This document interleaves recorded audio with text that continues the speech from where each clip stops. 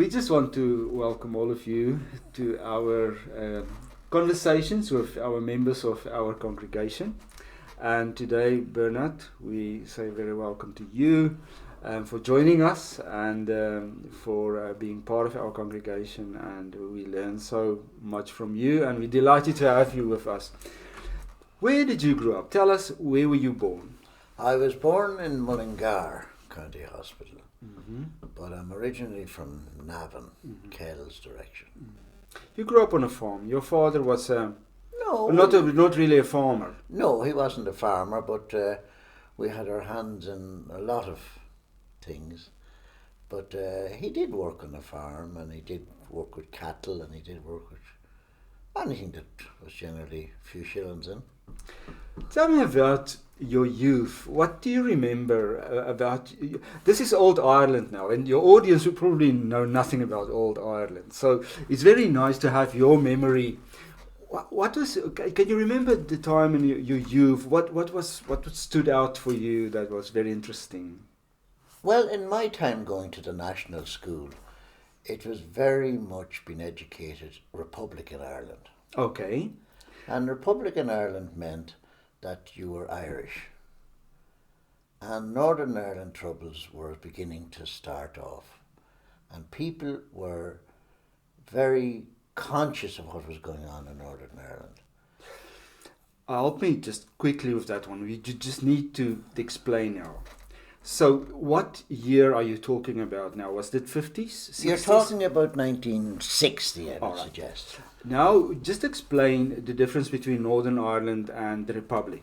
Well, Northern Ireland is 6 counties, Mm-hmm. which is attached to Republic of Ireland and is ruled by the British.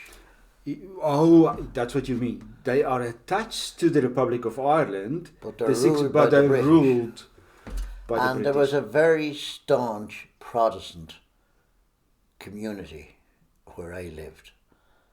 Where you lived, in the Yes. Republic. So your community, there were a lot of Protestants there. There was a lot of Protestants, a lot of big landowners which was British orientated, and there was very few Catholics. So we were dominated by Protestants, No. and they didn't like us, and their churches was always built on a hill, and if anybody was coming to visit them, they'd meet at the church, but they'd go to the Protestant church on the hill. Unbelievable. And I went to a national school being taught by Master Thornberry, which was a Belfast man, a Republican. No. And The national school wasn't a Catholic school. it was a Catholic school. But you was taught by a Northern Ireland person who Teacher. was Catholic. Who was Catholic and a Republican. So that makes absolute sense. He was from Northern Ireland, but he was Republican in his heart. He didn't like the British, and he was not, Well, nobody liked the British. The Protestants were not very nice people. They dominated, they took anything they could, they kept the Catholic down, but we rose above them. Tell us about that, because that's strange to me that you have a church group or a faith group that has that arrogance and that they are above other people and that they actually oppress people. That's what you're saying, actually. Yes, because every direction you looked from my home, there was castles. Yeah. There was Ballinlough Castle, there was Killua Castle, there was Delvin Castle, and they were surrounded by hundreds of acres of land. Yeah. And there was Protestants all directly involved with that. A Catholic could not work. How did they get that castles? How did the Protestants get those castles? They were there from before Ireland became Republican Ireland. It was ruled by the British until the 1916 rising in Ireland.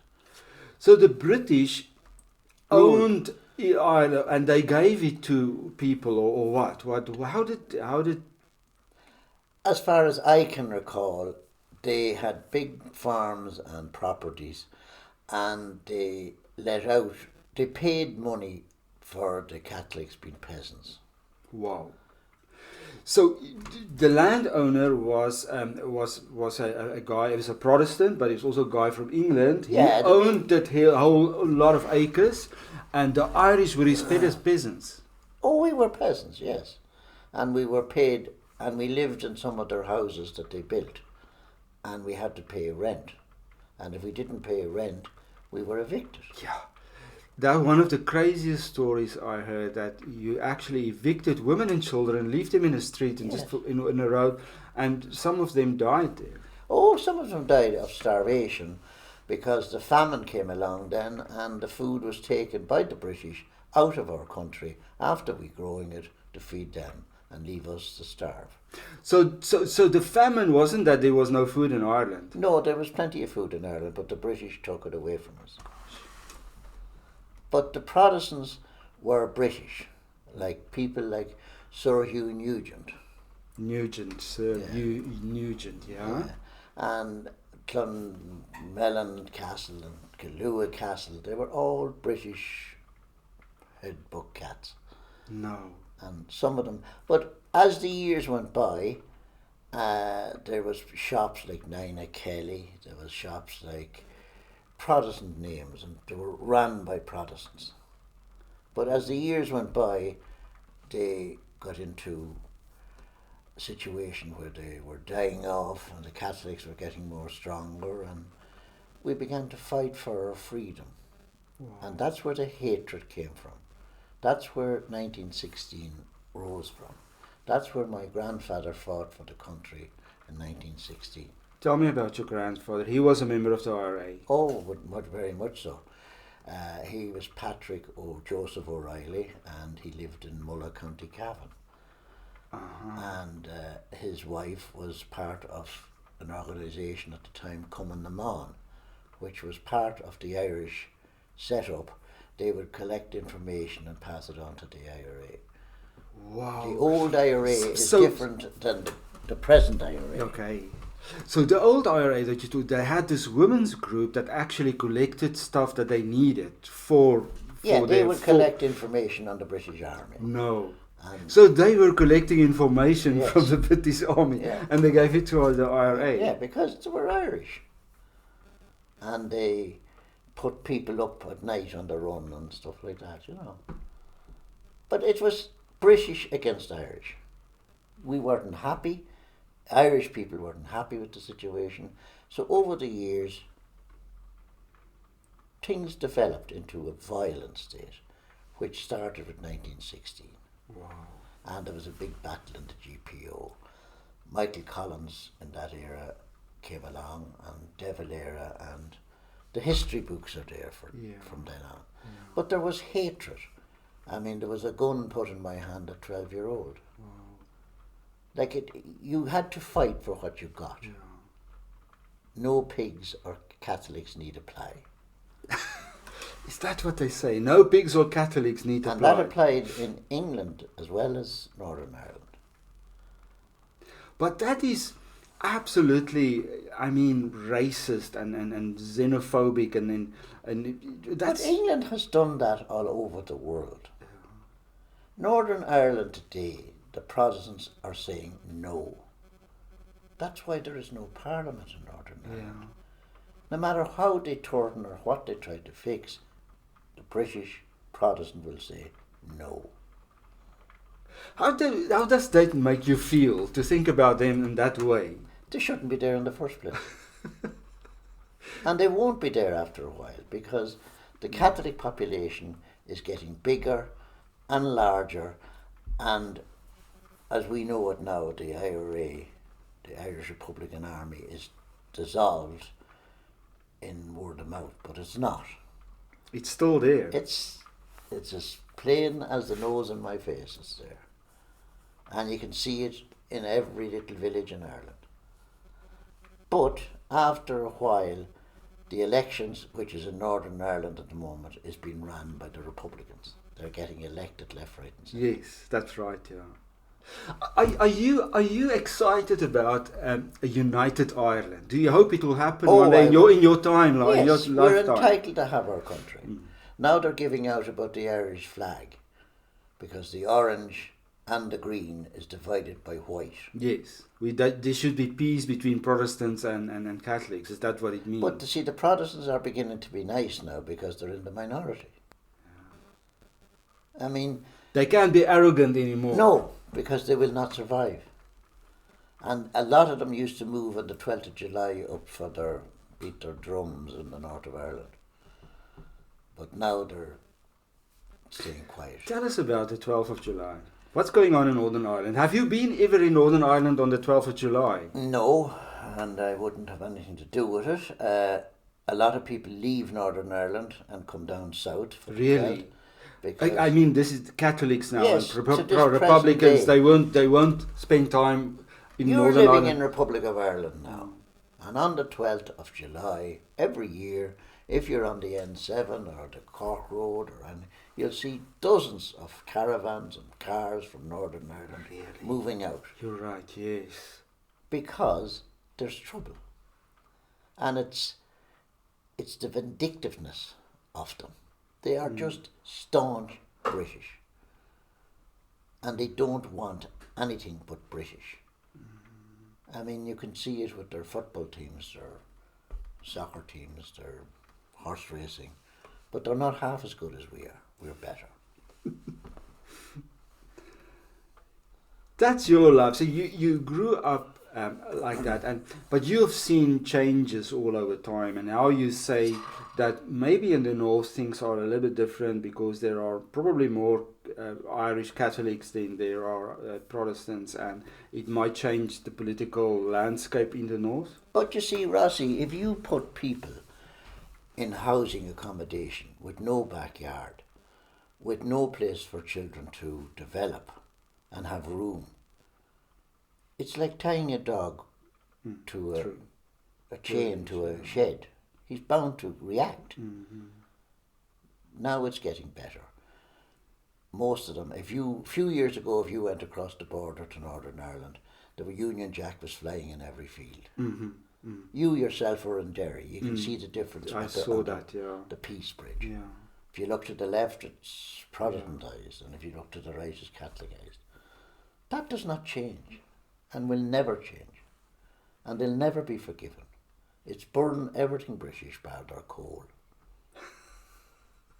You can analyse that statement.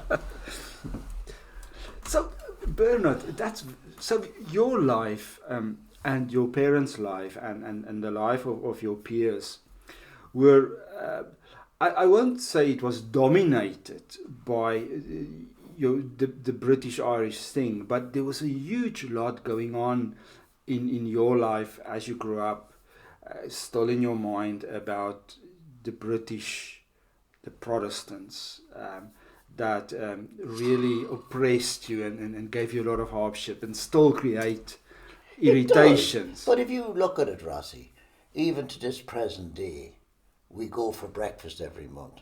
Yeah. And there's one or two members are Protestants. And when I bring up anything, they're well aware of what's going on. But you slagging each other, and you actually create some, I mean some you fun out of it, I think. I don't know. Yes, it's fun because they're not in a position to fight back now. You're right. They don't have They're power. Isolated. They don't have power anymore. They're isolated. Yeah. So they just have to smile. I mean, you've seen me bringing up issues, slagging as you call it. Yeah. And yet they knew everything about it. Wow. I mean, So they know that was wrong. They know it was unacceptable. It was domination by Northern Irish, British. They tried it in India, they tried it in Falkland Islands. They tried it everywhere. I think they even tried it in your country. Yeah, they did, Yeah, so they're no longer the country they think they are. They haven't got the brains in the first place. But you're attending a Protestant church now every Sunday. Yes, I am, but I'm not a Protestant. I attend a church because it's a way of speaking to God. I don't pray the way Catholics pray. I pray the way I want to pray. And basically, everyone has their own religion, but you don't force it down other people's necks. And it's like 20, 50 roads going into the same village. We'll all end up in the same square. What is God? We don't know. Why is God a Jew? We don't know. Is he black, white, green? Is every black man in trouble? Is it only whites get in? Is it only Catholics get in? Bullshit. Everybody gets into heaven. We are so privileged to have you with us, But it's Bernard. true. And But the Catholic Church is domineering in ways. But it has changed over the years. The ladies used to be on the left, the men on the right. They had to wear headgear. That didn't work, so they mingled them together. That didn't work. Then it was Latin Mass. They changed it into English Mass. Then they changed the altar around. That didn't work. And First Communion and Holy Confessions, they all brought down the hours. Now I don't think there's any confessions unless you want them. Yeah. So the Catholic Church is the only religion that has changed. The Protestant Church is basically a religion brought up by Queen Elizabeth. Yeah, not ours, but Not yours. hopefully not ours. You said I was going to a Protestant church. That was the wrong word to say. You are going to a Reformed church, Yes. not a Protestant I am not church. going to a Protestant church. I'm going to a derelict Protestant building. Which there is That's a difference. true. That is absolutely It's derelict. true. Yeah, it's absolutely It's true. part of the dying out process for them. And that religion was brought up by Queen Elizabeth. True. Yeah. It's nothing to do with God. It's more to do with the British throne. Yes. Yes. And it's their way of saying, up yours, we're high and mighty. You should know that. The Protestants are no more down here. It's not an issue in any other country, only here. And even this week, they're saying no. I heard that in Stormont. This is I don't think people really understand. The weight of this thing in Ireland. The Protestant Catholic thing, the British thing, and it's still there. It's raw. It's raw. It's still raw. It's people of my age will never forget the good that my grandfathers and my people fought for. And you have to respect those people.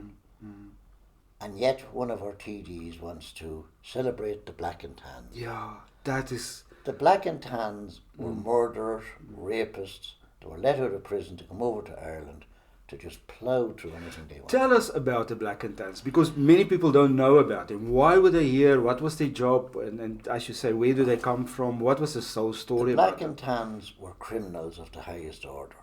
But they had black and tan clothes on. Yes. But they were in prison for notorious crimes. Murder, any criminal activity that could be done, they were involved. So the British government, in their love for this country, said, we'll send them over to Ireland, release them, and they can do whatever they like. Really? So they did rape women. They stabbed pregnant women. They murdered people. No. So the Irish people had to, which was the old IRA at the time, form an army and fight them. And they were slaughtered on the butchers and everywhere. And nobody has any regard for the Black and Tans. No. So the Black and Tans were really like releasing a lot of bad people on the defenseless women and children. That's what they were sent over to do. To destroy the Irish. No. To butcher them. But it didn't work. Guerrilla warfare will never lose. That's why the IRA is winning in the north. And because that you was can say good morning to somebody and they can turn around and shoot you in the head. So your grandfather was part of that army fighting the Black and Tans? Yes, but you see, that was a legalised army. No, so they were legalized butchers for defenseless people. No, they were a legalised Irish army to fight to defend their country. Oh, sorry. So the IRA were a legalized They were Irish Republican Army. That's right. And they... Now, the old IRA is completely different than the IRA of today. The old IRA were army personnel, which was respected by the state, which is memorials for them by the state. When they died, the Irish Army fired shots over their grave. They were recognised as army personnel. But the old IRA is completely different than what we know the IRA today. The IRA today is fighting for the same type of justice, but there's a lot of criminals involved in it. Unfortunately, yeah. And they just creep in. Yeah.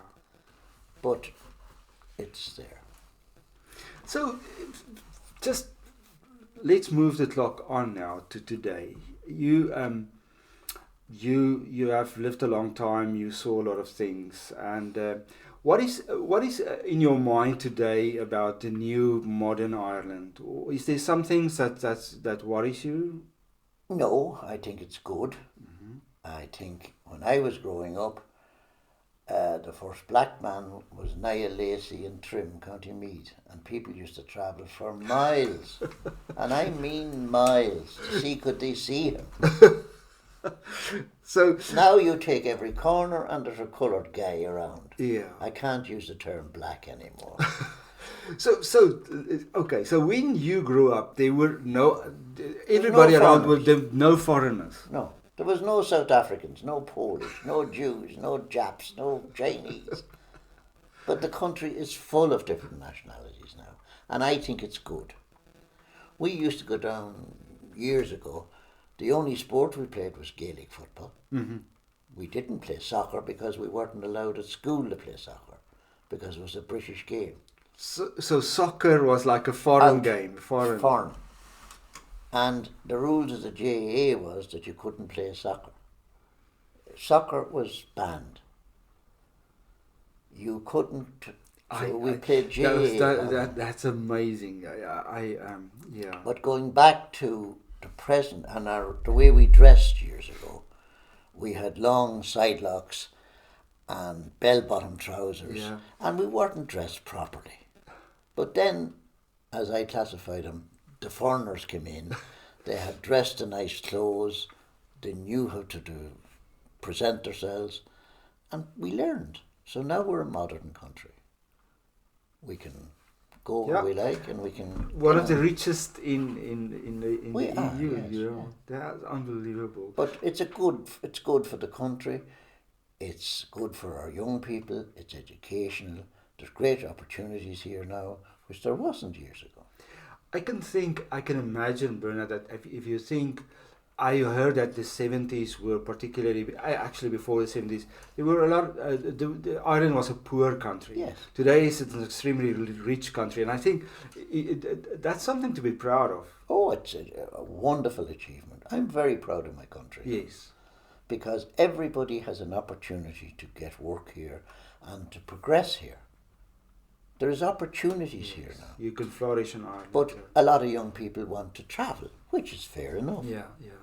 I mean, there's everything in this country now. They're coming in from all over the world setting up offices. And it's great. Yeah. We are a very, very wealthy nation now, if we get rid of the British. Bernard, we are very privileged to be part of this country. And we are foreigners. You spend most of your time on Sundays with a lot of foreigners. No, How but do you feel? have Irish passports. You're Irish. You're so good to say that. But you're welcome here. There's no hatred here in your part of the woods, as we call it. But the Protestants years ago were really bitter people. And as I said previously to you, when I throw things out in people that's in our company, they know what I'm talking about. But they're in the minority now and they can't rule. They need the Catholic help. And we are a loving, kind nation, so we help them. You are absolutely. Yeah. You are absolutely. It's nothing to do with religion now. But the hatred is still there. And it will be there for my generation, because you can never forget. You know, if you looked for a job, you wouldn't get it. But when I was growing up, it was changing. People fought for my country. You know, you had different opportunities, but you had to be lucky. And it was a question of who you knew and who you didn't know. If you didn't know the right people, you went nowhere. So the JA gave you the opportunity to make contact. Yes. Yeah. Oh, you played JA. Oh, come on in. Yeah. And if you went to America, you had a job because you played JA. Wow. The GAA is actually a very important part of Irish society. It is part of it. Can you explain that to me? It's called the Gaelic Athletic Association. It's a game played by Irish people, by Irish people, for Irish people. And hurling is another game. Yes. The British haven't a clue about what we play. But we enjoy it. 80,000 people turn up most games. Yeah. The British FAI Cup final turns out 40 or 50,000. We enjoy our sport. We love our sport. And it opens doors for you in the community. When you're playing JA, you start off playing for your parish. You represent your parish. Then you represent your county. And you represent your country. And that jersey that you're wearing, that is the love of your life. You play 100%. And you know, because you also played for your county. You played for your county. And I made great friends and great contacts. Yeah. People get, oh, you play GA? Come on in. And that's the way it is. Even in Northern Ireland today, if you go to the Catholic areas, you're welcomed. But you don't go to the Protestant areas because you're not welcome.